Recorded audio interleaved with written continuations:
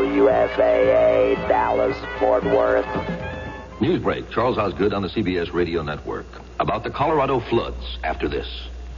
If you've got an eye for cars, maybe you've already seen the impertinent little sport coupe making its mark around town these days. It's called Sunbird, and it's made in America by Pontiac. But despite its rather modest origins, it has a habit of acting like an import priced 3 times higher. An understandable impertinence, we suppose, since Sunbird is about the size of a BMW, with a wheelbase only 1/10 of an inch longer than a Mercedes 450 SLs. And although it comes with a 4, it's available with a V6 that delivers the same torque or pulling power as a Maserati V6, while turning 1,000 fewer revolutions. You can order a Sunbird with a 5-speed manual or an automatic, and some models may still be available with a free transmission offer. But the question remains, how little does a Sunbird cost? We're beginning to think that's a matter best kept between you and your Pontiac dealer. What the higher-priced imports don't know won't hurt them. Saturday night, it became clear that a lot of water might be funneling through the Big Thompson Canyon, and officers tried to get the campers out of there. They're hard to move. They're hard to rouse. They got their charcoal going. They don't want to leave. You can talk to them. They want to know how deep the water is going to be. You don't have time to talk, so you go to the next group. And for that reason, the scared ones got out, the others stayed. Raymond Lee was driving from the national park to Loveland. Coming down from Estes Park, and the road gave away from us, in front of us. We turned around, tried to get out. The road gave away that way. So we stranded right there, and our car's still sitting there. Many of the casualties were motorists.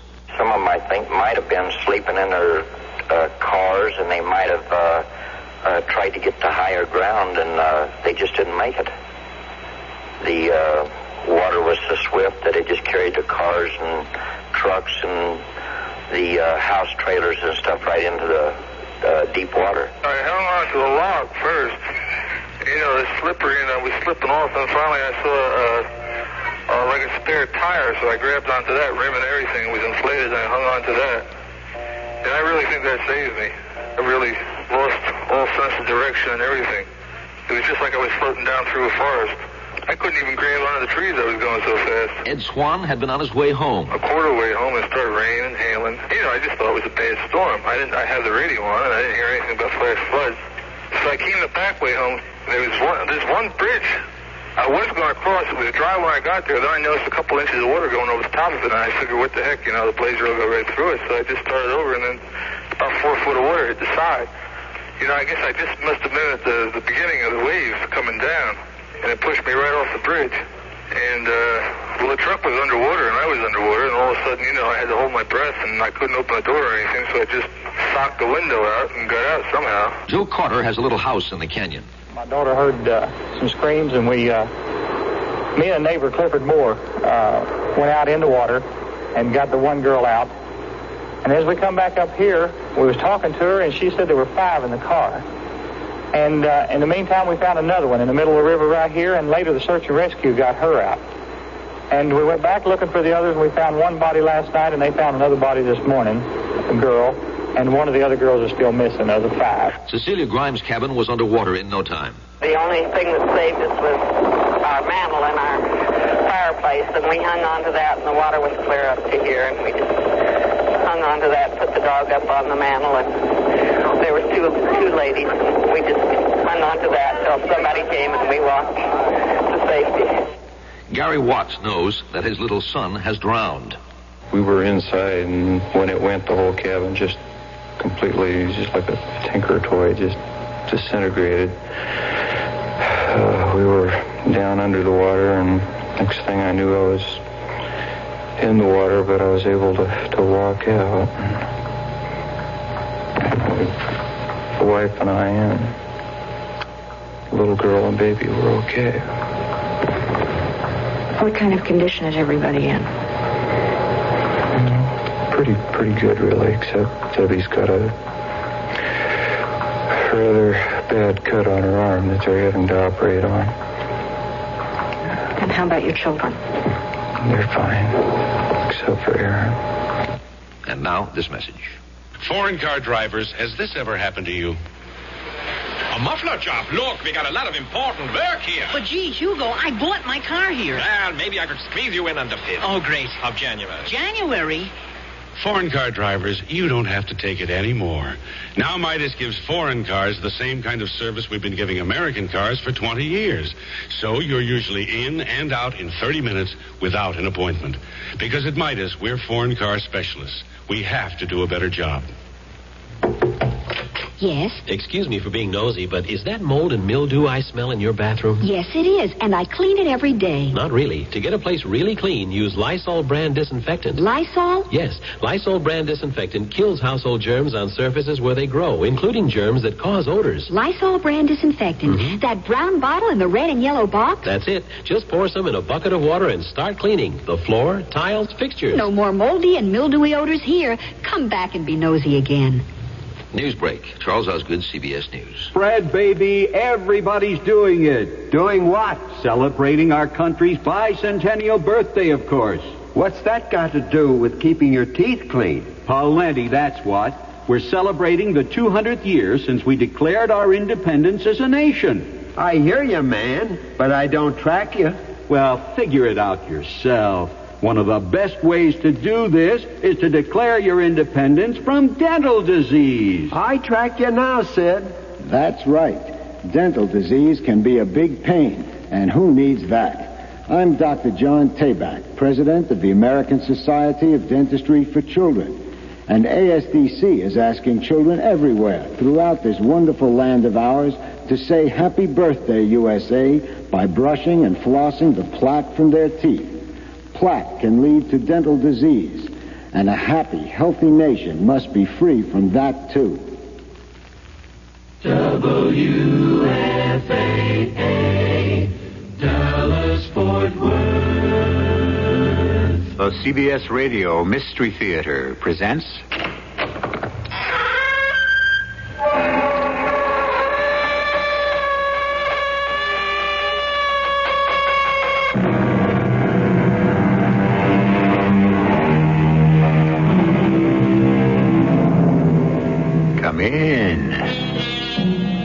Welcome. I'm E.G. Marshall. Have you ever noticed, passing a man walking his dog in the street, how much they resemble each other? If you haven't, take a look next time. Somehow the leash becomes a sort of umbilical cord that establishes them as kin. I don't always find the same thing with women, perhaps because I don't always get as far as the other end of the leash. But men... it may be only my fancy. On the other hand, this fancy, in a way, is what this story is about. Hey, whiskey boy, what's the matter? Oh, you, Bishop. It's about time you got here, Bo. I came as fast as I could. Never quite as quick as you, old long nose, always sniffing in the wind. Chadsworth, what the devil's the matter with this flea-bitten hound? Smarter than humans, the dog often is, I'm sorry to bring these tidings, but the squire is no, dead. My God, wouldn't you know that whiskey would be the first to know? Or would he? Who was with him last, Chad? Mr. Bishop. By heaven, Bishop, you'd better hope two things. What, my loving brother? That father died naturally and that you are not his sole heir. And if I should be? We'll take that up, brother, when we get to it.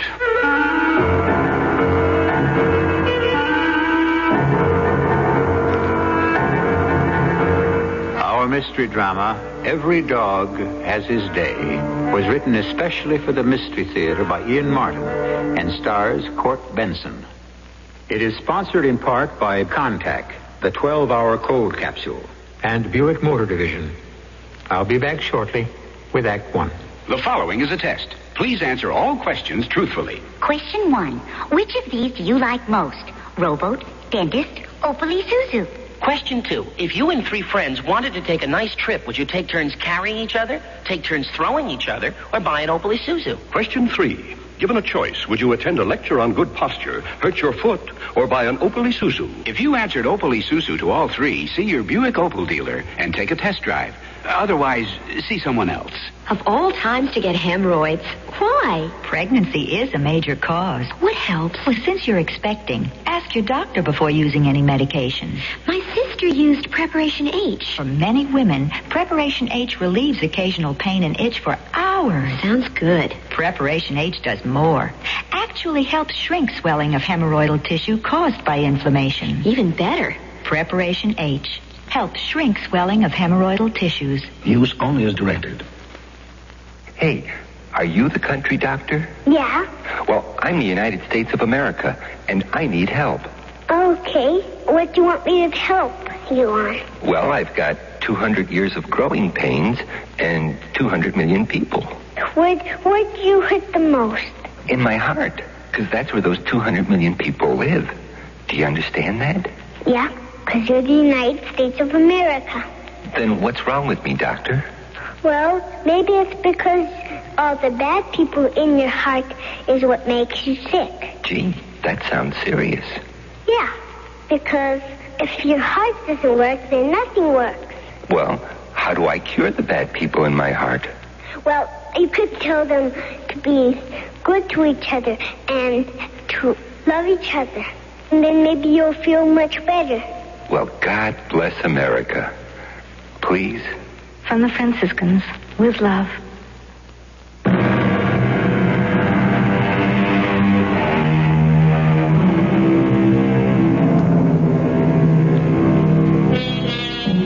Old Rokesby Hall is long gone now. Even in the last century, or at least the latter half of it, the great Georgian mansion had fallen into ruin and decay. The broad latticed windows with their diamond-shaped panes broken, the cagework of the upper stories dirty and dilapidated, the somber, lifeless avenue that swept from the coach road under the giant elms to the hall itself, overgrown and choked with weeds. Before the Civil War, it had been one of Virginia's proudest landmarks, till the death of the old squire's wife.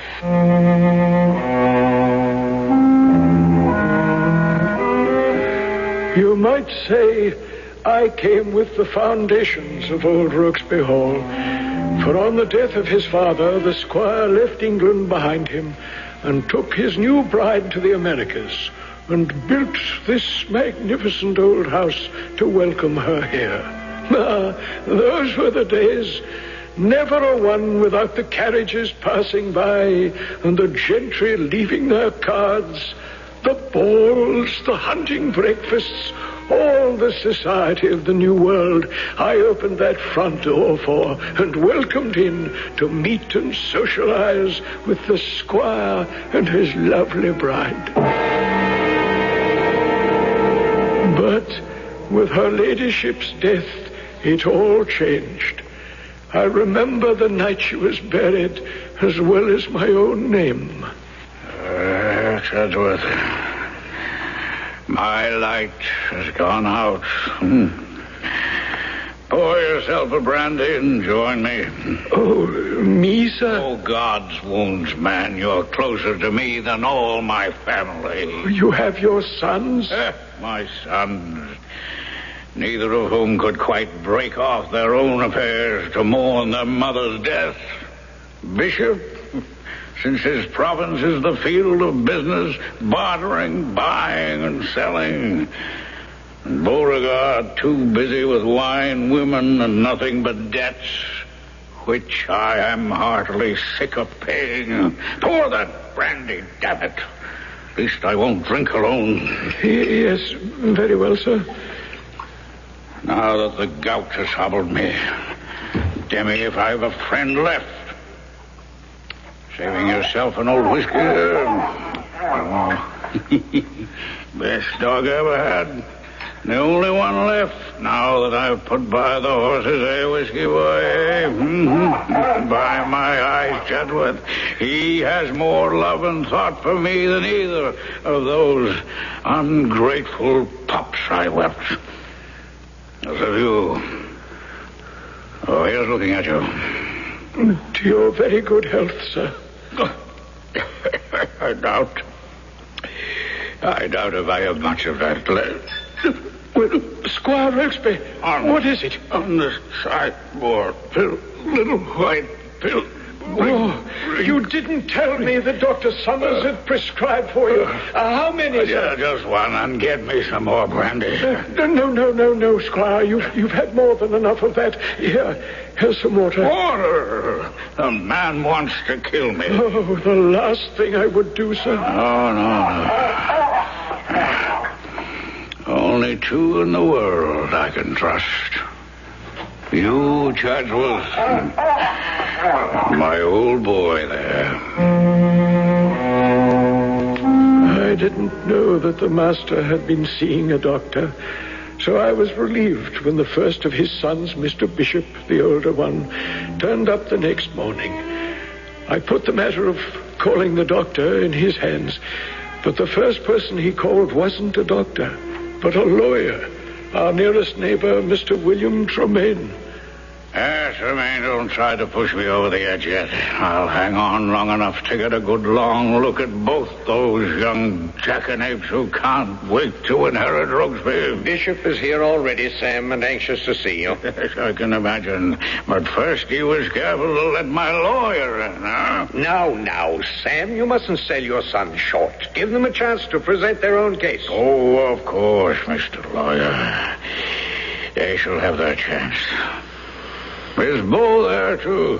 Why, no. We are not sure he's received our messages yet. Not even the thought of being able to win your fair Antoinette was enough to coax that rascal back. I cannot answer for my daughter. I'm not sure which of your sons engages her deepest regard. Well, if Bishop is waiting, I suppose I should see him. Sam, may I speak as an old friend? Better speak as my lawyer. You insist on my making a will, right? Why? A matter of form. I don't take it ill that you have a deep interest in this, Tremaine. As long as we both can remember, it was supposed that your daughter would marry one or other of my sons.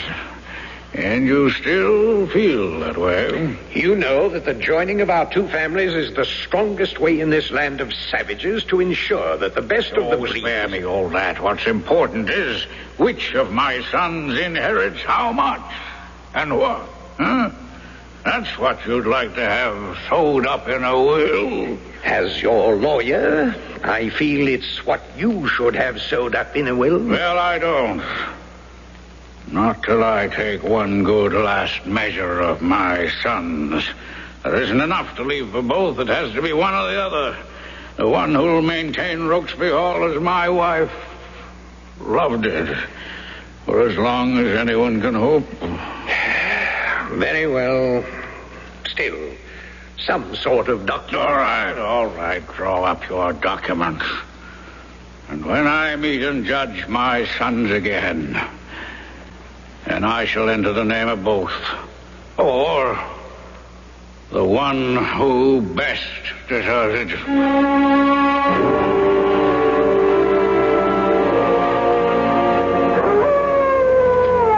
What the devil is the matter with that dog, Chadsworth? Mr. Bishop, he misses his master. Being shut away from him, he dotes on the master, does old Whiskey.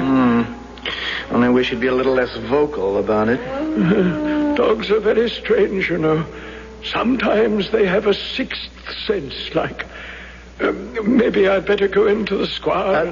Don't be ridiculous. My father's perfectly all right. He wanted to rest, and I saw him off to sleep. You wouldn't think he might be failing, Mr. Bishop? Nonsense. Nothing could kill that old devil. Gout, apoplexy, heart. He'd laugh them all off. He just asked me to have you witness this and settled off to sleep like a baby. Oh, witness what, sir? Well, his signature. You can see the ink isn't even dry. What's the document, Mr. Bishop? Heaven only knows. Anything from a rent, mortgage to his will. He scribbled his signature and said to have you witness it along with the housekeeper, Mrs. Armbruster. A little out of order, wouldn't you say, sir? Yeah. I would, but then, since when has my father ever been either orderly or ordinary? Go wake him up and ask him if you want. Oh, I wouldn't dream of it. He needs the rest. Yeah. And sign this and get Mrs. Armbruster, too. He particularly wanted it in shape before my brother arrived. Very well. Damn that hound. But go ahead, Chadsworth. Yes, sir. I will, sir.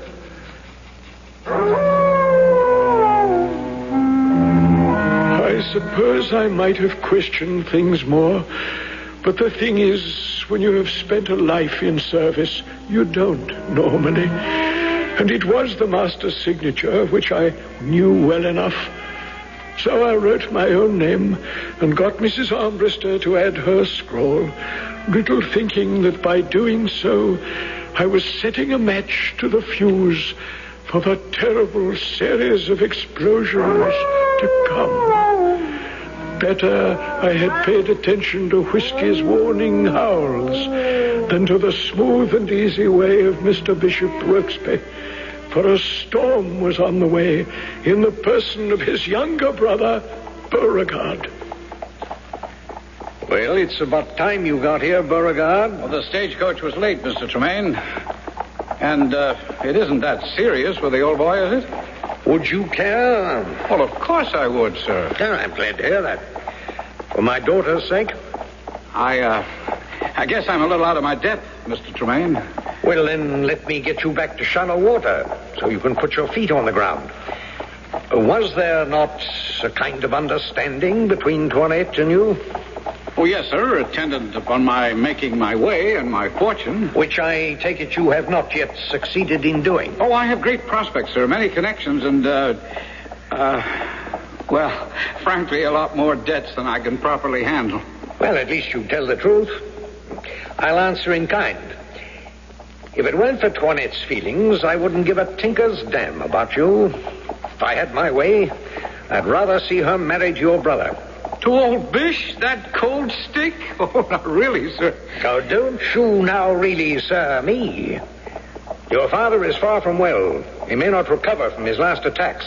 I hope for your sake he'll be conscious to give you a chance to renew an acquaintance which should never have been broken off. Well, sir, if I'd had any idea the old man was... If you had a brain in your head, you'd have stayed home to help him manage the property.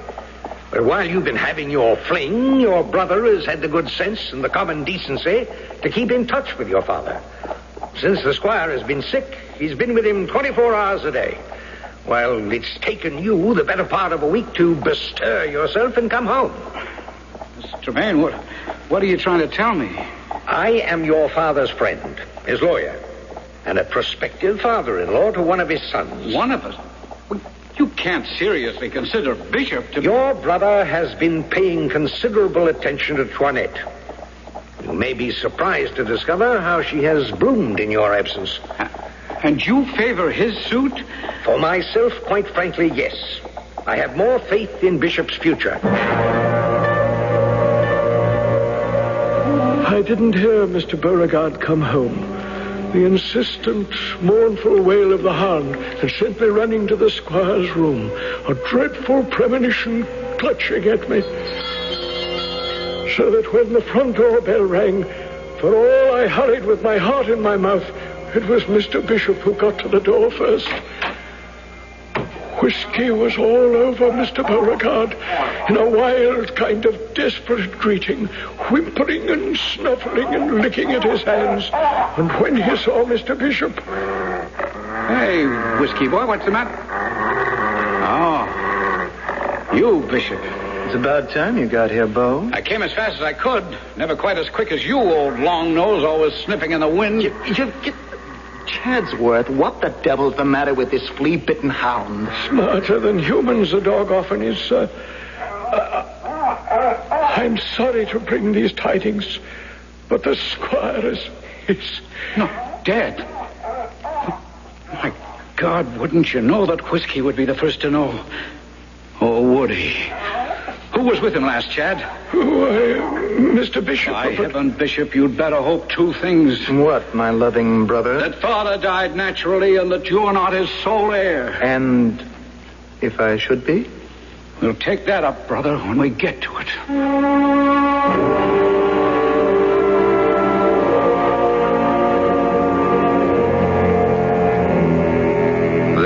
brothers face each other.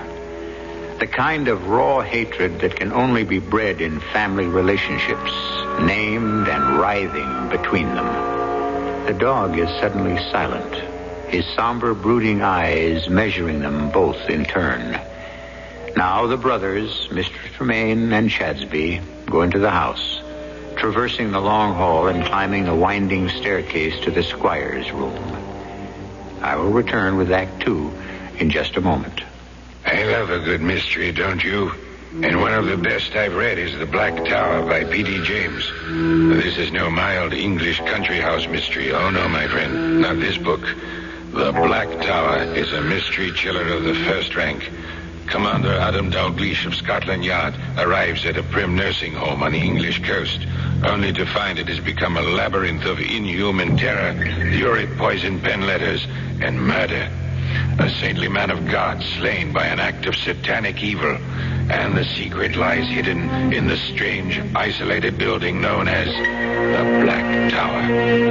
Excitement builds page by page until Adam Dalgleish comes to the terrifying dramatic climax. With him, you will discover that the murderer is... in the last few chapters of the book, of course. Read it.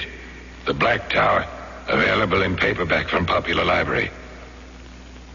This is Sam Levinson. Somewhere a teenage girl in a school for the retarded doesn't remember what her parents look like. And somewhere a great-grandmother in a nursing home doesn't even bother to celebrate her 85th birthday. Now, multiply these people by many millions and you've become aware of the problem. And the problem is loneliness. Let me tell you about a new public service program called Voiceogram. The heart of the program is an exchange of tape-recorded messages between the patients and their families and friends. Actor Cliff Robertson and Harold Russell, chairman of the President's Committee for the Handicapped, and myself are lending their support on a nationwide basis. But to make it work, we need sympathetic volunteers who will visit patients and talk to them while their words are taped for their loved ones to hear and respond. Just give a little bit of your time and a lot of caring, and just write to Voiceogram. Box 127, Coscob, Connecticut, 06807.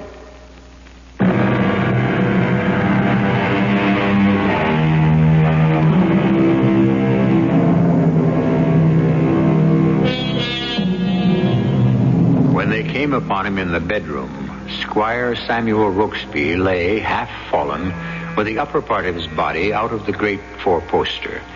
His face was suffused with the livid blood of apoplexy, his hands crooked as if in some great battle against the angel of death. And what was most startling of all, his blue eyes wide, stark, and staring with a kind of terrible accusation. And his death was not an end, but a beginning.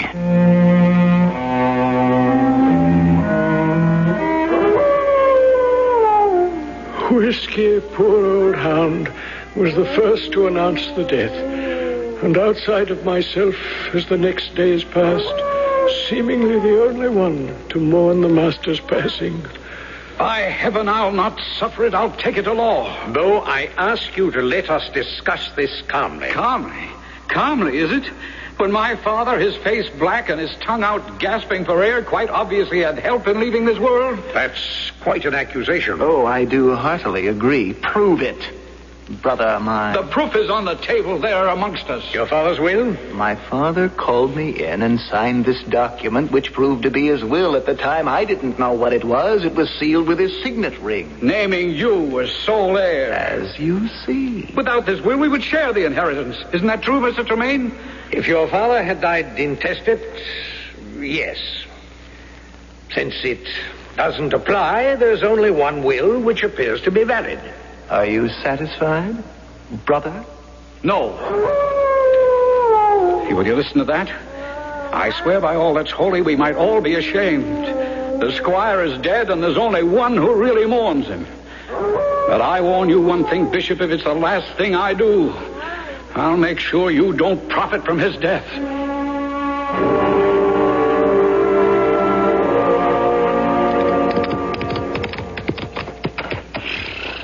Bo? Yes, Trinette. I wasn't sure you'd be here. I got your message. It seems my brother's has been more urgent during the time I've been absent. I didn't come here to quarrel. Well, no more did I. But what's all this my father tells me about Bishop and you? The families are friends. How would you have me treat him? Like the black snake he is. There are 2 Rokesbys left, my brother and myself. All right, Toinette, which do you choose? I didn't think your message suggested that this was why I meet you. What did you expect to talk about with a Rokesby? Love instead of hate? I thought the first was all that lay between us. And so did I, till I came home so tardy. You know that I've been disinherited? Well, Yes. But it makes no difference to us. Oh, please. It's different now. It isn't when I see you again, Toinette, and touch you. You never wrote. I never write anyone. We thought you were never coming back. We? Bish and... Well, I mean, Daddy and I, and Daddy felt that... That I wasn't worth the powder to blow me to hell. You don't have to be so violent. Why not? We're a violent family, Toinette. Oh, don't let my brother's cold, tight control blind you to what he really is. Not all the money in the world could bring you a moment's peace with him. That's why I made this tryst. To tell you that he murdered my father. And to ask you to run away with me before it's too late for all of us. Oh, what are you saying? You can't believe that... Well, that Bishop killed you. Of course I do. But prove it? Oh, that's something else again. So you won't come with me. Oh, be fair, be reasonable. How can I... All right, forget it, Toinette. You've made your choice. I thought I owed you one last chance. Where are you going? If I can't have you or Rokesby, by heaven, neither will Bishop. Bo, what are you going to do? Put a bullet in my brother and then another in myself. You're mad. You can't kill Bishop. I will unless he backs down, but you and I are through. All right, get away, boy. Get away, Whiskey, or I'll take my riding crop to you. Whiskey, will you let go of the stirrup leather? Damn you, this horse is skittish enough without... He's rearing. Bo, look out. Oh, no. Bo, are you all right? No. My leg, my back, I think broken. Help.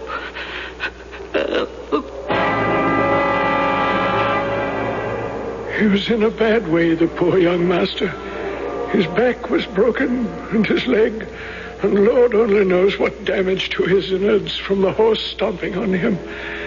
For near a month he lay in a sort of half-world from all the morphine and laudanum for the pain, his wits wandering while his father was buried, and Master Bishop and Miss Antoinette announced their marriage. Mrs. Armbruster, the housekeeper, and I were his only nurses and only companions, save old Whiskey, who could not be kept out of the room, and an occasional visit from Squire Bishop. Well, how's the living corpse today, Chatsworth? Oh, about the same, sir. Although he does seem a little perkier. That's dubious news. Oh, good Lord, what's that mangy hound doing in here? We can't keep him out of here. Even with the doors and windows closed, he seems to be able to slip through some chink in the wall, so... Well, I don't know. But he's better here. He keeps him quiet like. Look at him. Look at him curl his lip at me. I don't like the dog any better than he does me. I ought to have you take him to the stables and shoot him. Oh, hush now, old boy. Oh, you wouldn't do that, would you, sir? He was your father's boon companion and friend. Get him out of here, Chadsworth. I'd like to have a word with my brother. Yes, very well, sir. Come on, Whiskey. Lad, come on, old boy. Don't make me drag you. Got to obey the new master, you know. Get him out. Yes, sir. I'm doing that. There we go. Come on, then. Come on. He doesn't like you, Bishop. He has good taste. So, you're back in the land of the living again, hmm? No, I'm not sure. Halfway. Someplace halfway back from where I've been. Hmm? Where have you been? Oh, the other side of the curtain, perhaps. I talked to Father. You what? That scares you a little, doesn't it, Bishop? Why should it? Aren't you afraid he might have told me how he died? How he died from apoplexy, congestion of the blood and heart. What else? What my father told me. Would you like to hear? Oh, I have no intention of listening to your delirium and your dreams. Only you're going to, Bish. Not in my words, but in his own words. Our father's words. Your father's words. No, Bishop. I must wait for Bo to come home. I promised Molly before she died that I would never let Rooksby Hall pass out of our family while I had any control over it. I want to lie beside her in the garden and keep it ours as long as it is humanly possible. Oh, God be with it. Father, you could trust me to see that it stayed in family hands. The family fortune would prosper. I wonder, Bishop, we all worship different gods, and yours is money. If you should die intestate and the inheritance is split between us, the house would have to be sold. No! Yes, face it, Father. One of us must be in charge. Trust me, I'll take care of Bo. But the purse strings should be in my hand. Here, I have pen and ink. Sign the will. You seem very anxious to help me to the grave. I am anxious to see your affairs in order before you enter it. No, I don't trust you. My God. You hold back any longer and I will help you to the grave. And make certain that Bo joins you there very shortly. True colors at last, huh? Make no mistake. I mean what I say. And if I sign, you will keep the hall over and you will provide for Bo. See to it that the servants are home till they die. And my dog, man's best friend, they say, and at the last it has proved right. Whiskey. You will protect old Whiskey, too. I promise. I promise anything. Only sign. Very well. Give me the pen. You'll need witnesses, you know. Give me the paper. Not to what I am about to do. No, my time is not yet. Miss, no.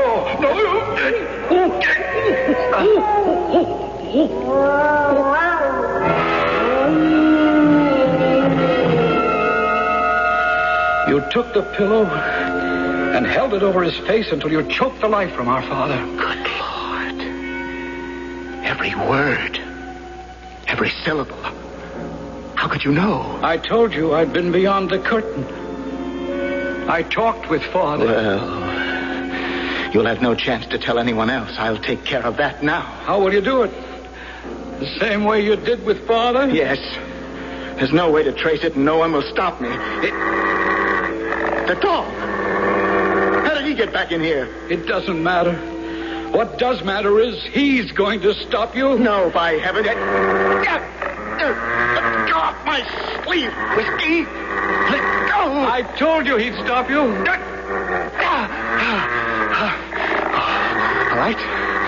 All right, only this time. Next time I'll have a gun. And I'll kill you both. How did I know these things? Because Mr. Beauregard told me. And much, much more. Strange and hard to believe. And not of this world.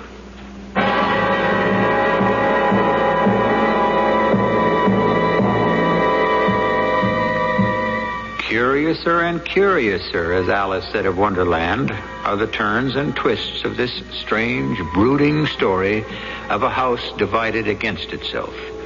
The disintegration of a family, a dead man, and a faithful dog. I'll return shortly with Act 3. Do you have a taste for things that are a little out of the ordinary? Look, Doris, it has a clock in its stomach and it glows in the dark. I think we should snap it up, Dick. Do you like things that are fun but are also functional? Look, Dick, this is fun. But is it functional, Doris? Do you want to be the talk of the town? Oh, Dick and Doris, we were just talking about you. Then the Opel Isuzu is your kind of car. It's not ordinary, it's fun but functional, and people will talk about it. Did you hear what Dick and Doris bought? The Opel Isuzu, a dandy new small car at your Buick Opel dealers. I've got bronchial asthma. I've also got a newspaper to get out. That's why I take Broncaid tablets. They help keep my occasional asthma attacks away for hours. I tried Primatine tablets and they worked. But then I heard about Broncaid.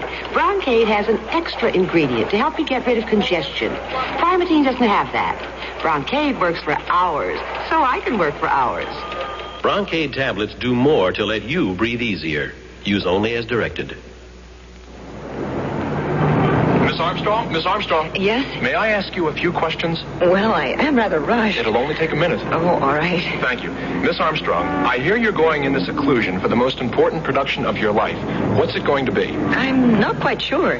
But how do you prepare for something without knowing what it is? Oh, my doctor will help me.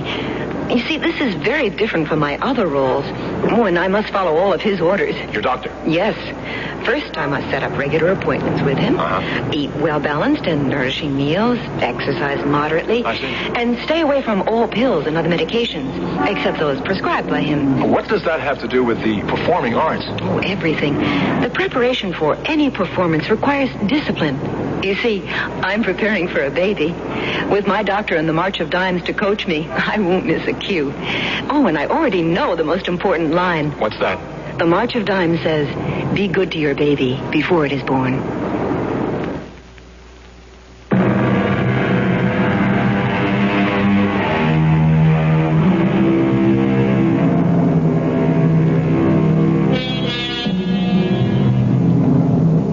Down through the years, King Lear's agonizing cry has echoed to haunt every parent's heart. How sharper than a serpent's tooth it is to have a thankless child. Certainly, no one could have more cause for lament than the late Squire Rokesby, one of whose sons has already hastened him to the grave, while the other, seeking his own selfish revenge, is about the task of raising him from it. We return to learn why, as Chadsworth, the old butler, hurries agitatedly into the room where Beauregard Rokesby lies helpless on the bed. Are you all right, Master Beauregard? What's wrong, Chad? Oh, the way your brother went by me down the stairs, his face white and his eyes so wide and blank, I thought perhaps... That I'd followed my father's example and left this baleful world? No. Not yet, Chad, not quite yet. I don't understand. There's so much I don't understand. Whiskey, how did he get back in here? Mr. Bishop let him in. No, not my brother, never him, the last two. Then how did he get in this room? The door was closed when I left, taking him with me. And it was closed when I returned. And still, he did return. No ordinary dog, wouldn't you say, Chad? I want you to leave us alone. There's a lot, I think, to be done, and very little time left to do it. Now, Mr. Beauregard, the doctor... Oh, the doctor is long since out of this, as are Miss Toinette, her father... But not quite yet, my brother and myself and my father. Leave us alone a little, please, and trust me when I ring to tell you all that needs to be told. I'll take the dog with me. No, leave Whiskey behind. Are you sure you're all right, Mr. Beauregard? Right as I'll ever be. Goodbye, Chad. At least for now. Goodbye, sir. I hope you know what's best. I may not. But how about you, Whiskey? Or whoever you are? Now, the rest you'll have to take on faith, as well as I can remember it. Some was what I saw, and most what I was told. But here's about how it went. What is it, Whiskey Boy? Huh? What? You want me to go with you somewhere? You know I can't do that. I can't walk. What? All right. If you insist, I'll try. Meanwhile, I was downstairs trying to cope with Mr. Bishop and Mr. and Miss Tremaine, who'd come to call. Chadsworth! Chadsworth! Yes, Mr. Bishop. Where is the brandy? Curse it, we're out of brandy. Get some more. Haven't I told you to keep this bar stocked? Begging your pardon, sir, but there's a bottle right here below. Well, give it to me. No, you old fool. I'll open it myself. And get me my shotgun. Your shotgun, sir? I am going to take that mean speckled hound with his long, lugubrious face out to the barn and shoot him. Whiskey? With a shotgun? He's so treacherous, I don't want to take a chance on missing. And don't worry. I have a handgun to finish him off. But, Mr. Bishop, your father's dog, kid. When I get through with him, he'll be nobody's dog. And see who that is. Yes, sir. I can see by the ring it's Mr. Tremaine and his daughter. Oh, get rid of them. I don't want to see them now. And don't worry. I'll handle the guns myself.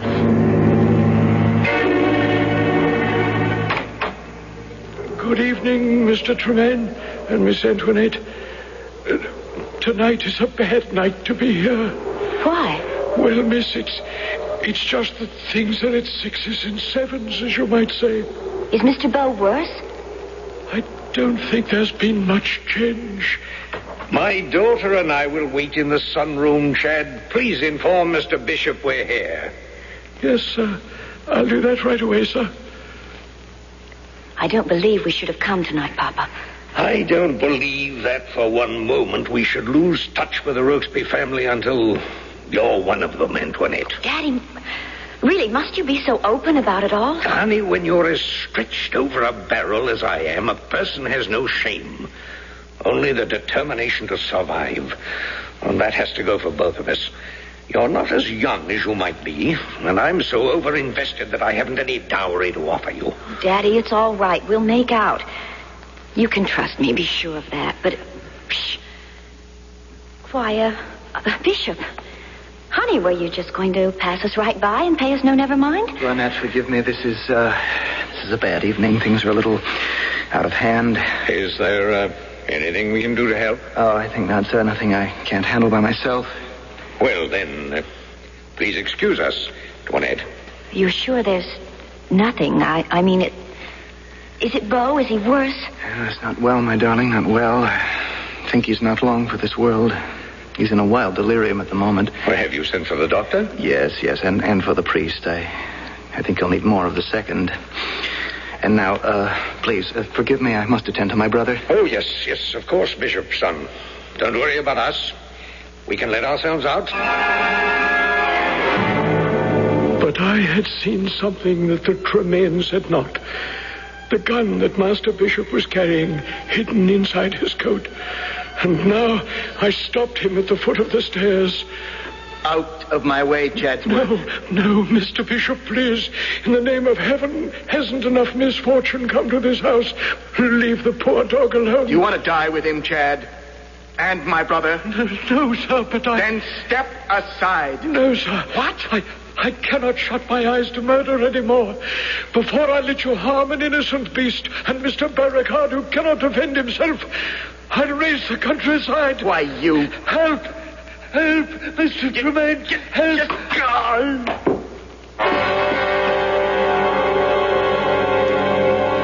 I lay unconscious till the shot awoke me. And yet, somehow, I seemed to step out of myself, to be a witness of all the things which could not have happened, and yet did.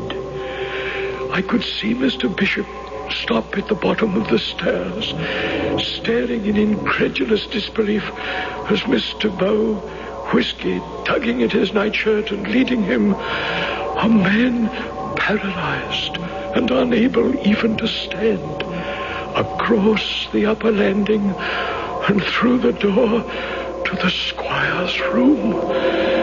And then, somehow, as if picked up by the wind, I was behind Mr. Bishop as he raced up the stairs, taking out the gun. I was watching the drama in the squire's old bedroom.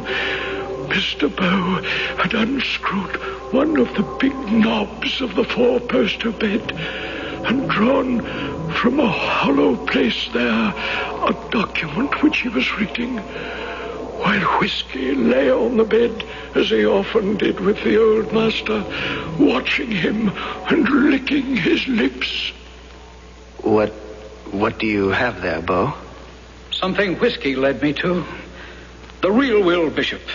What do you mean, the real will? One that our father had drawn and validated before we ever came home. And would you like to know who the real heir was?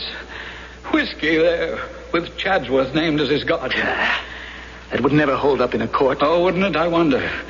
Chadsworth didn't really see Father sign your will, and I doubt if he'd support you once he knew Father's real wishes. He knows just as well as the squire did we're neither of us worth a damn. It doesn't matter. It's all beside the point. Because that one's going to be destroyed. Give it to me. Oh, no, Bishop. A little late, but this is one wish I can grant my father. Give it to me, cripple, or I'll take it from you. Try it. I'll have it. If I have to put a bullet through you, hand it over or I'll shoot. My wrist! Oh, no. Whiskey made me shoot myself. I never thought it would be like this. Before my time, you took me. Now I take you in the same way. Father. No. Father Bo's no better. He'd have sold the house from under you just as soon as I would. Why didn't you take him too? Tell him, Bo. He didn't have to. You see, I'm already dead.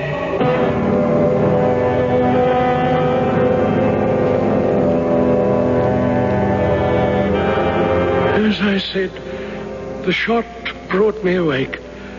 But by the time I got to the room, it was empty, save for Mr. Bishop lying dead on the floor with a bullet through his heart and the will, the real will, in his hand.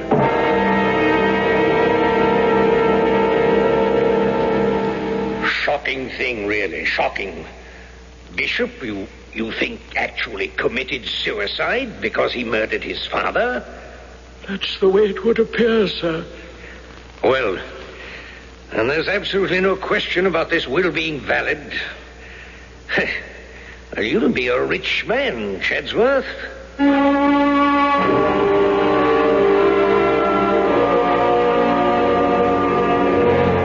It's all been a few years past now, and we're both a bit grayer and a little nearer the end of it all. But they've been pleasant enough years for all the sad memories. Whiskey and me sitting here by the fire of a night. I look across at him in the squire's wing chair, and I wonder if it's a trick of my old eyes. But moment by moment, day by day, year by year, that long hound's face with the jowls and the sad, wise old eyes grows more and more like the master, till when the fire burns low and the candles wane, I could swear he sits there and nods at me and winks and says, Not the best way to end, perhaps, Chad. But at least there's been the satisfaction of knowing that the old dog had his day. after all.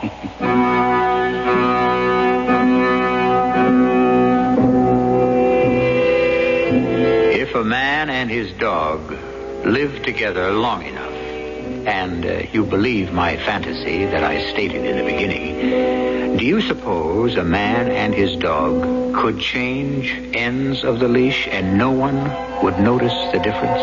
I'll be back shortly. Give your hand to a friend. Give your heart to your love. But give your phone to contact. Here in my hand is a little capsule. It's tiny, yet it contains enough cold medicine to help relieve cold symptoms caused by every known virus. Every known virus. It's Contact. The same 12-hour Contact you can buy. This year, Contact with its tiny time pills will touch more lives, help more colds than any other cold medicine, tablet or liquid. Think about that next time you're sick, sneezing, dripping, or clogged up. Then let us help you with real medicine, like Contact. We're number one in the whole world, for good reason. Give your hand to a friend. Give your heart to your love. But give your phone to contact. It works all day, all night. Take home here's directed. Tired of deodorant sprays that seem to miss their mark? Want something powerful you can put on in the dark? Shift to the English leather stick. The stick shift is on. English leather's got the stick that'll always protect you. With the English leather set, they'll never forget you. Oh, shift to the English leather stick. The stick shift is on. There are 3 good reasons to shift from an expensive deodorant spray to English leather deodorant stick. 1, English leather goes right where you want it, so there's no waste. 2, it's concentrated to give powerful protection. But the best reason of all is right under your nose. The famous fresh, clean scent of English leather. English leather's got the stick that'll always protect you. With the English leather scent, they'll never forget you. Ah, shift to the English leather stick. The stick shift is on. Look for the English leather deodorant stick at your favorite toiletries counter.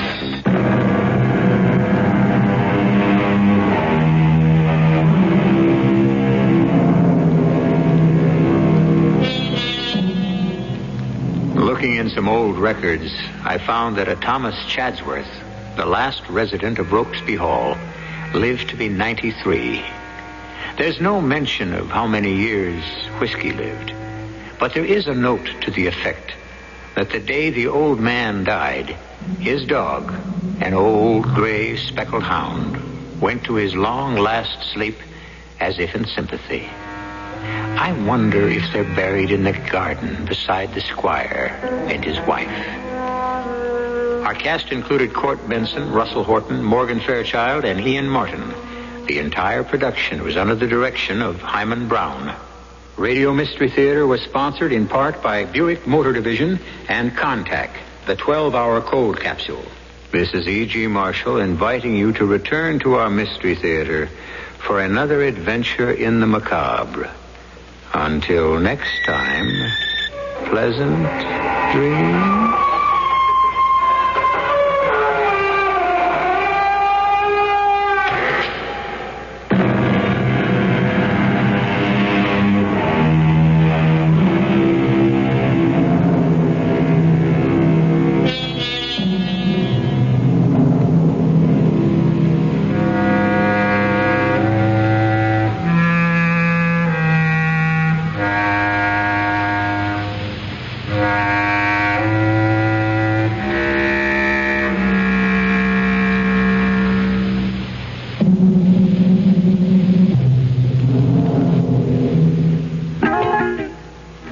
Job these days is hard to find. But if you're a high school senior, you can reserve that good job right now. One that gives you almost $350 a month in spending money to start, takes care of all your basic expenses, and teaches you a valuable technical skill. In addition, you'll be helping to save lives and preserve natural resources. It's a job in the Coast Guard, and it's yours now if you reserve it under the Delayed Enlistment Program for high school seniors. Sign up today and wait up to 12 months months to begin active duty, you'll know that a good job is waiting for you, and you're actually accumulating seniority that counts toward your pay and promotion, even while still in school. For all the facts, see your Coast Guard recruiter or call this number toll-free, 800-424-8883. That's 800-424-8883. Don't be left on the beach. Reserve a good job now with the U.S. Coast Guard. Hi, this is Corey Wells of Three Dog Night. Music is my business, but fighting pollution is everybody's business. So listen to Woodsy Owl. Spread the word. Never be a dirty bird. So, help Woodsy spread the word. Come on, never be a dirty bird. In the city or in the woods, help keep America looking good. A public service message on behalf of the U.S. Forest Service and this station. WFAA, Dallas Fort Worth. CBS News. Helicopters will fly over Colorado's Big Thompson Valley again on Tuesday, but their primary mission this time will be to look for unrecovered bodies. I'm Mike Stanley reporting on the CBS Radio Network.